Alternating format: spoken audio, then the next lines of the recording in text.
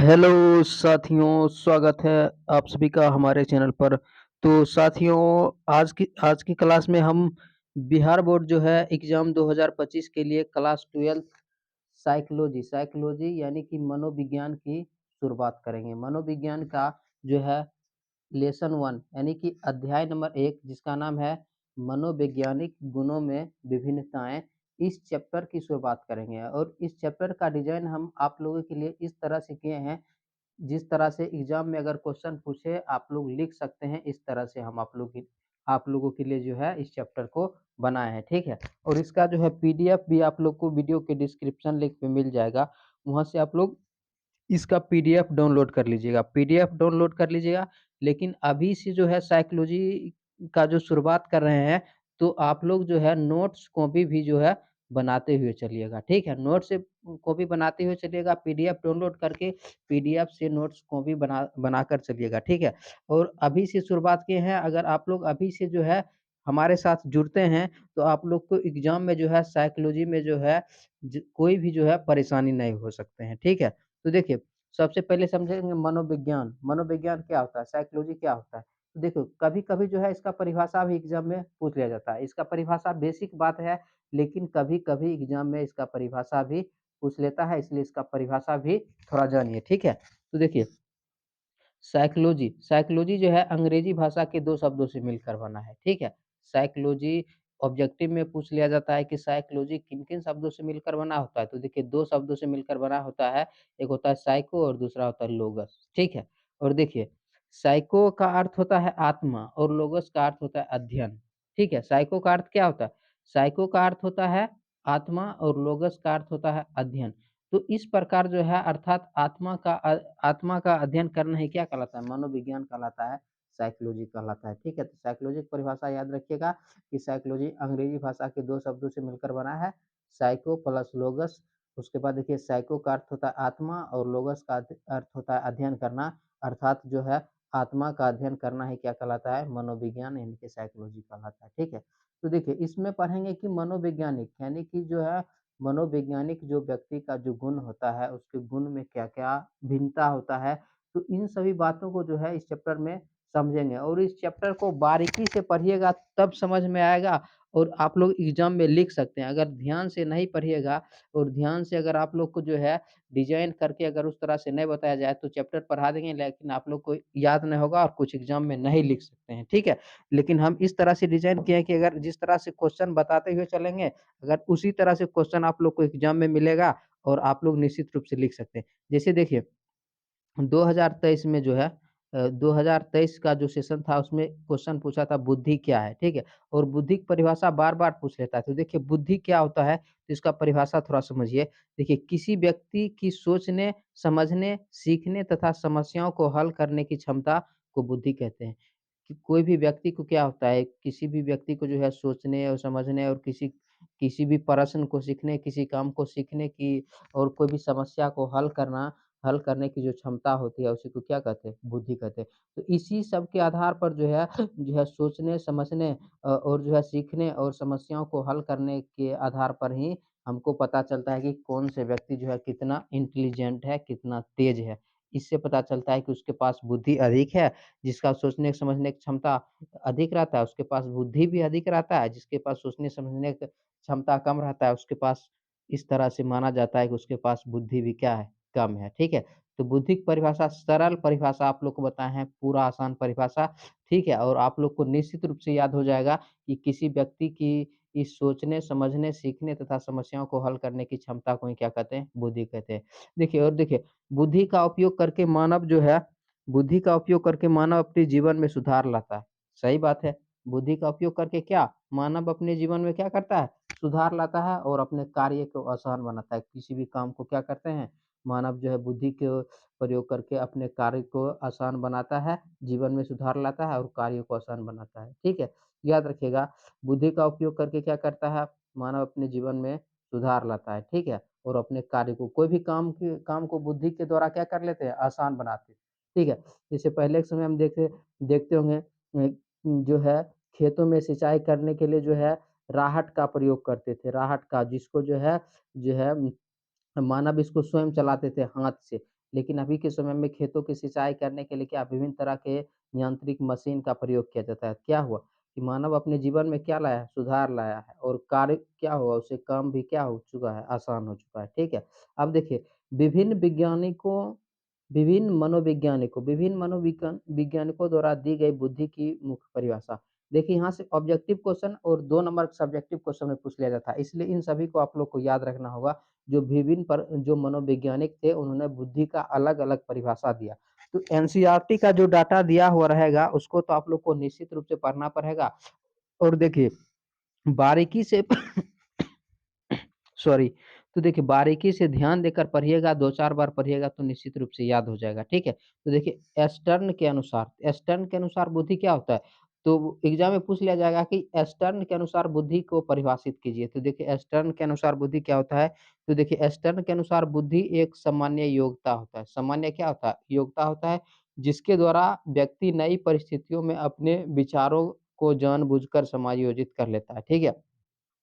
मतलब किसी भी परिस्थिति में व्यक्ति क्या क्या कर लेता है, अपने विचार को जो है जानबूझकर जो है उस परिस्थिति के अनुसार समायोजित कर लेते हैं, ठीक है? परिस्थिति के अनुसार व्यक्ति क्या करते हैं, अपना काम करते हैं। तो वही बात बोले हैं, स्टर्न ने बोला है कि बुद्धि एक सामान्य योग्यता है। एग्ज़ाम में इतना सारा लाइन दिया हुआ रहेगा, मान लीजिए इतना सारा लाइन दिया हुआ रहेगा, सेम टू सेम रहेगा, इसमें किसी भी प्रकार का चेंज नहीं रहेगा। कहेगा बुद्धि एक सामान्य योग्यता है जिसके द्वारा व्यक्ति नई परिस्थितियों में अपने विचारों को जानबूझकर जो है समायोजित करता है। यह कथन किसने कहा? यह कथन किसने कहा? एस्टर ने कहा। इस तरह से ऑब्जेक्टिव क्वेश्चन रहता है, इसी प्रकार से रहेगा, इस चैप्टर में इसी तरह क्वेश्चन बनता है, ठीक है? या इस तरह से पूछ लेगा एस्टर्न के अनुसार बुद्धि को परिभाषित कीजिए, तो याद रखिएगा। नेक्स्ट है देखिए बेल्स कहा बुद्धि वह शक्ति है जो हमारे व्यवहार के ढंगों को इस प्रकार संयोजित करती है कि हम नवीन परिस्थितियों में अच्छी तरह कार्य कर लेते हैं। तो देखिए मौसम में क्या होता है? परिवर्तन होते रहता है। तो मौसम में परिवर्तन होता है तो क्या उस समय बुद्धि उस तरह से काम करता है कि मौसम के अनुसार हम नवीन परिस्थिति यानी कि नए परिस्थितियों में अच्छी तरह कार्य कर लेते हैं, अनुकूल बना लेते हैं हमारा शरीर, ठीक है? देखिए तो वही बात इन्होंने बताया कि बुद्धि वह शक्ति है जो हमारे व्यवहार के ढंगों को इस प्रकार संयोजित करती है कि हम नवीन परिस्थितियों में क्या अच्छी तरह कार्य कर लेते हैं। जैसे देखिए गर्मी के समय आता है तो हम लोग क्या कर देते हैं कि हल्का कपड़ा पहनना शुरू करते हैं। किसके वजह से? बुद्धि के वजह से, ठीक है? उसके बाद गेहूँ जो ठंडी का समय आता है तो हम लोग क्या करते हैं? बुद्धि के अनुसार अपने शरीर को अनुकूल बनाने के लिए गर्म कपड़े का प्रयोग करते हैं, ठीक है? तो वही बात इन्होंने बताया, बेल्स ने बताया, ठीक है? नेक्स्ट है देखिए बिनेट के अनुसार, तो देखिए बिनेट ने क्या बताया, देखिए किसी समस्या को समझना, उसके विषय में तर्क करना तथा किसी निश्चित निर्णय तक पहुँचाना बुद्धि की आवश्यक क्रियाएँ हैं। तो इस बात को याद रखिएगा कि बिनेट ने बुद्धि को किस प्रकार परिभाषित किया। तो बिनेट ने बताया कि देखिए, किसी समस्या को समझना, उसके विषय में तर्क करना तथा किसी निश्चित निर्णय तक पहुँचाना, उसको क्या करता है बुद्धि को क्या होता है कि ये जो है क्रियाएँ होती हैं, आवश्यक क्रिया होती है। जैसे देखिए वकील जो होते हैं, वकील क्या करते हैं? वकील पहले किसी समस्या को समझते हैं और उसके बारे में अध्ययन करते हैं। उसके विषय में तर्क करना, अध्ययन करते हैं और उसको निर्णय तक पहुँचाना और अंजाम तक उसको पहुँचाते हैं, कि उसका अंजाम क्या होगा। तो अंजाम तक पहुँचाते हैं तो वही क्या है? यही सब बुद्धि का आवश्यक क्रियाएँ हैं, ठीक है? तो इसको बात को याद रखिएगा, किसी समस्या को समझना, उसके विषय में तर्क करना तथा किसी निश्चित निर्णय तक पहुँचाना बुद्धि की क्या है? आवश्यक क्रियाएँ हैं। ठीक है? अब देखिए गाल्टन ने क्या कहा? तो देखिए गाल्टन के शब्दों में तो गाल्टन ने क्या बताया तो गाल्टन ने यही बताया बुद्धि जो है पहचानने तथा सीखने की शक्ति होती है। एग्ज़ाम में इतना लाइन दिया हुआ रहेगा ऑब्जेक्टिव के रूप में, सिर्फ रहेगा बुद्धि पहचानने तथा सीखने की शक्ति है, यह बात किसने बताया? तो गाल्टन ने बताया। इस तरह का ऑब्जेक्टिव क्वेश्चन अधिक से अधिक इस तरह का ऑब्जेक्टिव क्वेश्चन इस चैप्टर से बनता है और एग्ज़ाम में पूछा भी जाता है, ठीक है? तो याद रखिएगा तो गाल्टन ने क्या बताया? तो गाल्टन ने बताया बुद्धि पहचानने तथा सीखने की क्या है? शक्ति है, ठीक है? उसके बाद देखिए टर्मेन, टर्मेन के शब्दों में देखिए बुद्धि जो है अमूर्त वस्तुओं के विषय में सोचने की योग्यता है। देखिए अमूर्त वस्तु मतलब क्या? जिसको हम देख नहीं सकते हैं उस प्रकार की वस्तु। जैसे पूछ लेगा आत्मा क्या है? आत्मा आत्मा क्या है? तो आत्मा क्या है? तो आत्मा अमूर्त वस्तु है, इसको हम देख नहीं सकते हैं। तो जो है टर्मेन वही बताया कि बुद्धि जो है, क्या होता है कि अमूर्त वस्तुओं के विषय में सोचने की क्षमता है। यानी कि बुद्धि के द्वारा उस वस्तु के बारे में भी सोचते हैं जिसको हम देख नहीं सकते हैं। हवा, हवा को हम देख सकते हैं, लेकिन हवा के बारे में अध्ययन करते हैं, सब चीज़ जानते हैं, किसके बदौलत? बुद्धि के बारे में, ठीक है? तो वही बात जो है टर्मेन ने बताया है कि बुद्धि कौन? अमूर्त वस्तुओं के विषय में सोचने की शक्ति है, जिससे आत्मा क्या है? तो क्या हुआ? अमूर्त वस्तु हुआ, उसको देख नहीं सकते हैं, जैसे प्रकाश, उसको देख नहीं सकते हैं, अमूर्त वस्तु हुआ। हवा, क्या हुआ? अमूर्त वस्तु हुआ, लेकिन उसके बारे में जब अध्ययन करते हैं, तो उसी को कहते हैं अमूर्त वस्तु और इस प्रकार के बुद्धि को अमूर्त बुद्धि भी कहते हैं, जिसको हम आप लोग को आगे बताएँगे। अमूर्त बुद्धि और अमूर्त बुद्धि क्या होता है? याद रखिएगा कि टर्मेन साहब के शब्द क्या है कि बुद्धि अमूर्त वस्तुओं के विषय में सोचने की क्या है? योग्यता है। मतलब हम जो है अमूर्त वस्तुओं के बजाय में अमूर्त वस्तुओं के विषय में जब सोचते हैं, किसके बदौलत सोचते हैं? बुद्धि की बदौलत, ठीक है? जैसे देखिए थार्नडाइक ने क्या बताया? देखिए, वास्तविक परिस्थितियों के अनुसार अपेक्षिक प्रतिक्रिया करने करने की योग्यता बुद्धि है। बुद्धि मतलब क्या? वास्तविक परिस्थितियों के अनुसार वास्तविक परिस्थितियों के अनुसार जो है अपेक्षिक प्रतिक्रिया करने की योग्यता बुद्धि है। ये बात बताया जो है थार्नडाइक ने। तो याद रखिएगा थार्नडाइक क्या बताया कि देखिए वास्तविक परिस्थितियों के अनुसार अपेक्षित प्रतिक्रिया करने की योग्यता बुद्धि है, ठीक है? याद रखिएगा थार्नडाइट बताया वास्तविक परिस्थितियों के अनुसार अपेक्षिक प्रतिक्रिया करने की योग्यता क्या होता है? बुद्धि होता है। इसी तरह आप लोग 2-4 बार पढ़िएगा, याद हो जाएगा, ठीक है? उसके बाद देखिए बर्किंघन बर्किंघम के अनुसार तो बर्किंघम महोदय ने क्या बताया? तो बर्किंघम महोदय ने ये बताया कि सीखने की शक्ति ही बुद्धि है, यानी कि बुद्धि के द्वारा ही किसी चीज़ को सीख सकते हैं। अगर बुद्धि नहीं रहेगा तो किसी काम को सीख सकते हैं? नहीं सीख सकते हैं, स्वाभाविक है। अगर बुद्धि नहीं है तो किसी भी चीज़ को नहीं सीखते हैं, ठीक है? आप लोग देखते होंगे कि जिसका माइंड कमज़ोर रहता है या माइंड थोड़ा जो है मिस रहता है, वो क्या होता है कि कोई चीज़ सीख नहीं सकता है कितना सिखाइएगा तो, क्यों? क्योंकि उसके पास बुद्धि नहीं है। तो वही बात जो है बर्किंघम साहब ने बताया कि जो है सीखने की शक्ति ही क्या होती है? बुद्धि होती है। और देखिए और वही इसी बात को जो है इसमें 2 बात मिलाकर जो है गाल्टन साहब 2 बात बताया कि बुद्धि पहचानने तथा सीखने की शक्ति होती है, लेकिन देखिए बर्किंघम साहब ने बताया कि सीखने की शक्ति ही बुद्धि बुद्धि है, ठीक है? उसके बाद देखिए मैक मैकडूगल ने क्या बताया? मैकडूगल ने बताया कि देखिए बुद्धि अतीत के अनुभवों के आधार पर जन्मजात प्रवृत्ति को सुधारने की योग्यता होती है। तो देखिए इस बात को थोड़ा समझिएगा कि देखिए मैकडूगल साहब ने बताया बुद्धि जो है अतीत के अनुभवों के आधार पर मतलब अतीत के अनुभव के आधार पर क्या जन्मजात प्रवृत्ति को सुधारने की योग्यता होती है। देखिए इसका मतलब थोड़ा इस तरह समझिएगा। देखिए पहले के समय में जितना अभी जो है क्या हो चुका है, स्वास्थ्य के क्षेत्र में जितना काम अभी हो चुका है, मतलब कि डॉक्टर के क्षेत्र में जितना काम चिकित्सा के क्षेत्र में हो चुका है, जो है पहले के समय में नहीं था।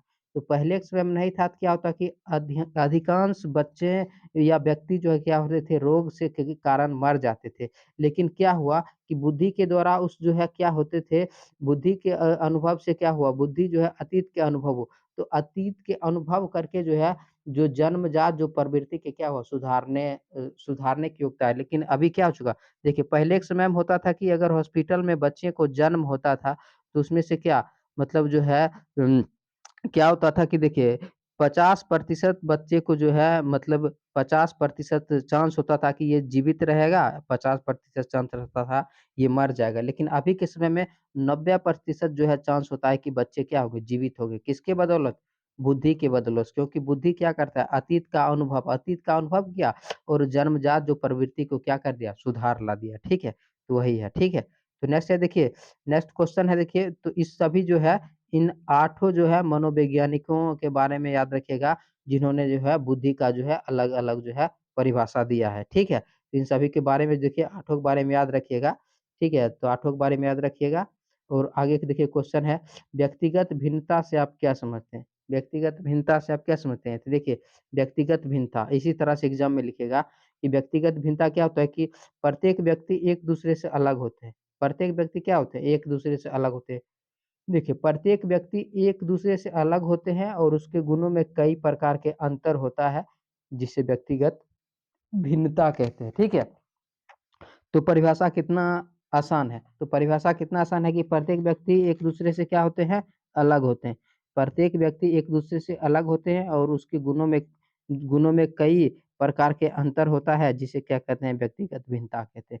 देखिए, प्रत्येक व्यक्ति चाहे जिसके पास बुद्धि कम हो या जो है चाहे जिसके पास बुद्धि अधिक हो, लेकिन जो है पृथ्वी पर प्रत्येक व्यक्ति जो है अपने को जो है क्या दूसरे व्यक्ति से क्या मानता है? श्रेष्ठ मानता है, चाहे उसके पास बुद्धि अधिक हो या बुद्धि कम हो। देखिए एक पास मान लीजिए कम बुद्धि है, इसके पास अधिक बुद्धि है, तो फिर भी ये चाहेगा कि इस एक मन में यही बात चलेगा कि हम क्या हैं इससे ज़्यादा ज्ञानी हैं, ठीक है? तो यही बात जो है बुद्धि भी बताता है, ठीक है? तो ये होता है कि प्रत्येक व्यक्ति जो है पृथ्वी पर जितने भी व्यक्ति होते हैं, प्रत्येक व्यक्ति जो है अपने को दूसरे व्यक्ति से क्या श्रेष्ठ मानते हैं, ठीक है? तो देखिए, तो व्यक्तिगत भिन्नता क्या होता है इसको समझिए कि प्रत्येक व्यक्ति एक-दूसरे से अलग होते हैं और उसके गुणों में कई प्रकार के अंतर होता है जिसे व्यक्तिगत भिन्नता कहते हैं। जैसे देखिए शारीरिक बनावट, सबकी शारीरिक बनावट में भी भिन्नता होता है। उसके बाद देखिए सोचने समझने की क्षमता सबका अलग होता है, ठीक है? सोचने समझने की जो क्षमता भी होता है, सबका अलग होता है। उसके बाद देखिए अलग-अलग कार्य क्षमता, सबका काम करने का तरीका भी अलग होता है। सामाजिक अंतर इत्यादि, समाज में भी सबका रहन-सहन क्या होता है, अलग होता है। तो ये सभी क्या है, ये सब व्यक्ति भिन्नता है, व्यक्ति में क्या भिन्नता है, एक-दूसरे से सब क्या होते हैं, अलग होते हैं। तो वही परिभाषा वही है कि प्रत्येक व्यक्ति एक-दूसरे से अलग होते हैं और उसके गुणों में कई प्रकार के अंतर होता है, जिसे व्यक्तिगत भिन्नता कहते हैं। उदाहरण सहित याद रखिएगा और इम्पोर्टेंट क्वेश्चन है, ठीक है? देखिए जो जो क्वेश्चन रहेगा, जो भाषा में सुधार करने वाला क्वेश्चन रहेगा, उसको हम पूरा आप लोग को आसान तरीका से बताएँगे और निश्चित रूप से आपको लोग को याद हो जाएगा। लेकिन आप लोग नोट्स बनाकर एक बार कॉपी पर इसको लिख लीजिएगा, एक बार कॉपी पर इसको लिख लीजिएगा और जो है इसको जो है 2-4 बार जो है पढ़ लीजिएगा, याद हो जाएगा निश्चित रूप से, ठीक है? नेक्स्ट नेक्स्ट पॉइंट है देखिए, नेक्स्ट पॉइंट है देखिए बुद्धि के प्रकार के बारे में आप पढ़ेंगे कि बुद्धि कितने प्रकार के होते हैं। तो देखिए तो देखिए बुद्धि जो है थार्नडाइक ने बुद्धि को निम्नलिखित 3 वर्गों में विभाजित किया। एग्ज़ाम में क्वेश्चन पूछ लिया जाएगा कि थार्नडाइक ने बुद्धि को कितने वर्गों में विभाजित किया है? तो देखिए याद रखिएगा थार्नडाइक ने जो है बुद्धि को 3 प्रकार से विभाजित किया है। एक होता है प्रत्यक्ष बुद्धि, एक होता है अप्रत्यक्ष बुद्धि, तीसरा होता है सामाजिक बुद्धि। याद रखिएगा तो प्रत्यक्ष बुद्धि, अप्रत्यक्ष बुद्धि और सामाजिक बुद्धि, ठीक है? तो बुद्धि के प्रकार याद रखिएगा थार्नडाइक के अनुसार बुद्धि को 3 वर्गों में विभाजित किया गया है, प्रत्यक्ष बुद्धि, अप्रत्यक्ष बुद्धि और सामाजिक बुद्धि, ठीक है? तो देखिए प्रत्यक्ष बुद्धि देखिए निश्चित रूप से आप लोग समझ जाइएगा, ठीक है? देखिए प्रत्यक्ष बुद्धि क्या होता है? तो देखिए प्रत्यक्ष बुद्धि तो देखिए इसको अलग-अलग नाम से भी जानते हैं, कई बार एग्ज़ाम में पूछ लिया जाता है। देखिए इसे मूर्त मूर्त बुद्धि भी कहते हैं, यांत्रिक बुद्धि और जो है गामक बुद्धि भी कहते हैं, ठीक है? ये तीनों नाम कभी-कभी देखिए इसको कहते हैं मूर्त बुद्धि और जो है अप्रत्यक्ष बुद्धि को कहते हैं अमूर्त बुद्धि। अगर एग्ज़ाम में आप लोग से क्वेश्चन पूछ लिया जाएगा कि मूर्त बुद्धि और अमूर्त बुद्धि के बारे में बताइए, तो फिर भी यही परिभाषा लिखना है, ठीक है? घबराना नहीं है, प्रत्यक्ष बुद्धि को ही मूर्त बुद्धि कहते हैं और अप्रत्यक्ष बुद्धि को ही अमूर्त बुद्धि कहते हैं, ठीक है? तो देखिए, प्रत्यक्ष बुद्धि को जो है इसे मूर्त बुद्धि, यांत्रिक बुद्धि और गामक बुद्धि भी कहते हैं, ठीक है? देखिए, उसके बाद है देखिए, इसका संबंध मशीनों और यंत्रों से होता है। अगर पूछ लिया जाएगा कि प्रत्यक्ष बुद्धि का संबंध किससे होता है? मशीनों और यंत्रों से होता है। क्यों होता है? तो याद रखिएगा कि प्रत्यक्ष बुद्धि को यांत्रिक बुद्धि भी कहते हैं, यानी कि यंत्र यंत्र में क्या होता है कि इस बुद्धि में जो है यंत्र पर विशेष ध्यान दिया जाता है, ठीक है? तो इसका संबंध मशीनों और यंत्रों से होता है। देखिए, जिस व्यक्ति में यह बुद्धि बुद्धि होती है, वह व्यक्ति जो है यांत्रिक कार्यों में अधिक रुचि रखते हैं। यानी कि जिस व्यक्ति में प्रत्यक्ष बुद्धि रहता है, वो यांत्रिक कार्यों में अधिक जो है रुचि रखता है। यांत्रिक कार्य मतलब क्या? जैसे जो है मशीन से संबंधित कार्यों में अधिक रुचि रखते हैं, ठीक है? देखिए इसको थोड़ा इस तरह से समझिए कि प्रत्यक्ष वस्तुओं के बारे में अध्ययन करना प्रत्यक्ष बुद्धि कहलाता है। प्रत्यक्ष वस्तु मतलब कि जो वस्तु हमारे सामने में है, उसके बारे में अध्ययन करेंगे, तो क्या होगा? प्रत्यक्ष बुद्धि। जैसे देखिए मोबाइल, मोबाइल अगर हमारे मोबाइल को क्या करता है, इंजीनियर जो है उसको ठीक करते हैं या बनाते हैं, तो मोबाइल के बारे में अध्ययन करते हैं, तो मोबाइल उनके सामने होता है, तो क्या हुआ? प्रत्यक्ष बुद्धि, ठीक है? तो जैसे हम देखें मैकेनिक हो गया, इंजीनियर हो गया, अच्छे कारीगर प्रत्यक्ष बुद्धि होते हैं। इस सभी में क्या होते हैं? प्रत्यक्ष बुद्धि होते हैं, ठीक है? इसका परिभाषा आप लोग याद रखिएगा। नेक्स्ट है देखिए देखिए, अब इस बात को याद रखिएगा कि यह बुद्धि बालक की शैशवावस्था से ही प्राप्त होता है, यानी कि बालक का जो शैशवावस्था होता है क्योंकि देखिए बालक जब छोटा रहता है, तो छोटा रहता है तो क्या उसको जब खेलने के लिए खिलौना खरीद कर देते हैं, क्या करता है कि खिलौनों को बार-बार खोलते हैं, लगाते हैं, जिससे ये बात को दर्शाता है कि उस बालक में जो है प्रत्यक्ष बुद्धि है, ठीक है? तो ये बात इस बात को उस बच्चे का जो है हरकत इस बात को दर्शाता है उस बालक में क्या है? प्रत्यक्ष बुद्धि है। तो वही बात यहाँ पर है कि यह बुद्धि बालक की शैशवावस्था से ही प्रतीत होने लगती है, ठीक है? इसके बारे में याद रखिएगा। नेक्स्ट है देखिए अमूर्त बुद्धि। अमूर्त बुद्धि क्या होता है? तो देखिए अप्रत्यक्ष बुद्धि या अमूर्त बुद्धि। तो देखिए, इस बुद्धि का संबंध पुस्तकालय ज्ञान से होता है। तो एग्ज़ाम में पूछ लिया जाएगा कि अप्रत्यक्ष बुद्धि का या अमूर्त बुद्धि का संबंध किससे होता है? तो इस बुद्धि का संबंध जो है पुस्तकालय ज्ञान से होता है। इस बुद्धि का प्रयोग पुस्तकीय ज्ञान, प्रतीकों तथा चिन्हों को समझने में किया जाता है। यानी कि जो अप्रत्यक्ष बुद्धि होता है इसका प्रयोग क्या? पुस्तक का जो ज्ञान होता है उसके बाद देखिए प्रतीक, कोई चित्र है प्रतीकों या चिन्हों को समझने में किया जाता है, ठीक है? देखिए, जैसे साहित्यकार और कवि क्या साहित्यकार क्या करते हैं? साहित्यकार लिखते हैं, साहित्य लिखते हैं और कवि भी क्या करते हैं? कविता लिखते हैं, तो इससे क्या होता है कि पुस्तकालय का ज्ञान होता है, ठीक है? तो ये है कि ये सभी जो है साहित्यकार अथवा जो है कवि जो है इस बुद्धि का प्रयोग करते हैं, ठीक है? अब देखिए अमूर्त बुद्धि कक्षा में ज्ञान प्राप्त करने में सहायता होता है। देखिए क्या होता है कि अगर जिस बच्चे के पास अमूर्त बुद्धि है, तो जो है कक्षा में जब पढ़ते हैं, तो उसको जो है ज्ञान प्राप्ति में सहायता होता है। मतलब किसी भी बात को वो जल्द समझ जाते हैं, ठीक है? तो वही बात यहाँ पर है कि अमूर्त बुद्धि कक्षा में ज्ञान प्राप्त करने में सहायक होता है, ठीक है? होती है। नेक्स्ट है देखिए सामाजिक बुद्धि। तो सामाजिक बुद्धि क्या होता है? तो देखिए इस बुद्धि का संबंध व्यक्तिगत और सामाजिक कार्य से होता है।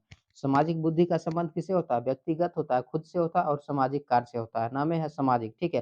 देखिए इस बुद्धि का प्रयोग करके सामाजिक समस्याओं का समाधान किया जाता है। तो देखिए सामाजिक बुद्धि का प्रयोग करके समाज में जो समस्या होता है उसको समाधान किया जाता है, ठीक है? जैसे हम देखिए सामाजिक कार्यकर्ता में क्या होते हैं? सामाजिक बुद्धि होते हैं, राजनीतिज्ञों के पास सामाजिक बुद्धि होते हैं, ठीक है? देखिए इस समय सामाजिक बुद्धि होते हैं, तो उदाहरण सहित याद रखिएगा परिभाषा आसान है, ठीक है?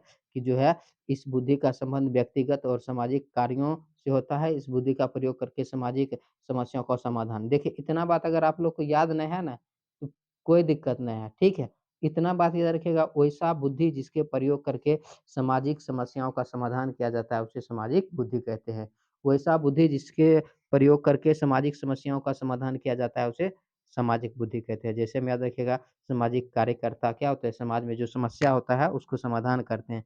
राजनीतिज्ञों की भी क्या कहते हैं समाज की समस्याओं को समाधान करते हैं, ठीक है? उसके बाद देखिए सांदर्भिक बुद्धि, तो सांदर्भिक बुद्धि क्या होता है?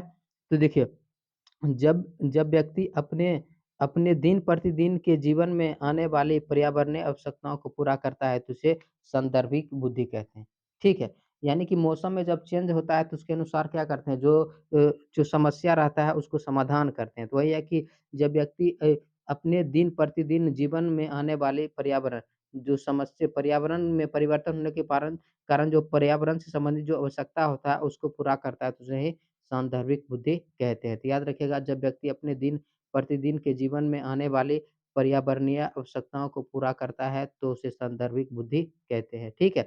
देखिए अब देखिए समकालीन बुद्धि किसे कहते हैं? तो समकालीन बुद्धि देखिए भारतीय परंपरा में बुद्धि को जिस प्रकार समझाया गया है, उसे समकालित बुद्धि कहते हैं। समकालित बुद्धि याद रखिएगा, यहाँ से ऑब्जेक्टिव क्वेश्चन पूछ लिया जाता है कि जो है भारतीय परंपरा में बुद्धि को जिस रूप में समझाया गया है, उसे क्या कहते हैं? उसे समकालित बुद्धि कहते हैं। और देखिए जिसमें समाज एवं संपूर्ण वैश्विक पर्यावरण से व्यक्ति के संबंधों को अधिक महत्व प्रदान किया गया है। ठीक है? तो याद रखिएगा जो है समकालित बुद्धि में जो है समाज और संपूर्ण वैश्विक पर्यावरण जो है वो व्यक्ति के में क्या किया गया है, अधिक महत्व प्रदान किया गया है, ठीक है। उसके बाद देखिए यहाँ से 2 पॉइंट याद रखिएगा, ऑब्जेक्टिव में पूछ लिया जाता है कि देखिए बुद्धि के विषय में शोध करने वाले पहले मनोवैज्ञानिक जो है कौन थे? तो मनोवैज्ञानिक जो है अल्फ्रेड बिनेट थे। कई बार एग्जाम में पूछ लिया गया है, इसको इम्पोर्टेंट कर लीजिएगा। पूछ लिया जाएगा क्वेश्चन कि बुद्धि के बारे में शोध करने वाले पहले मनोवैज्ञानिक कौन थे? तो बुद्धि के बारे में जो है, बुद्धि के विषय पर शोध करने वाले जो पहले मनोवैज्ञानिक जो है, अल्फ्रेड बिनेट थे, ठीक है?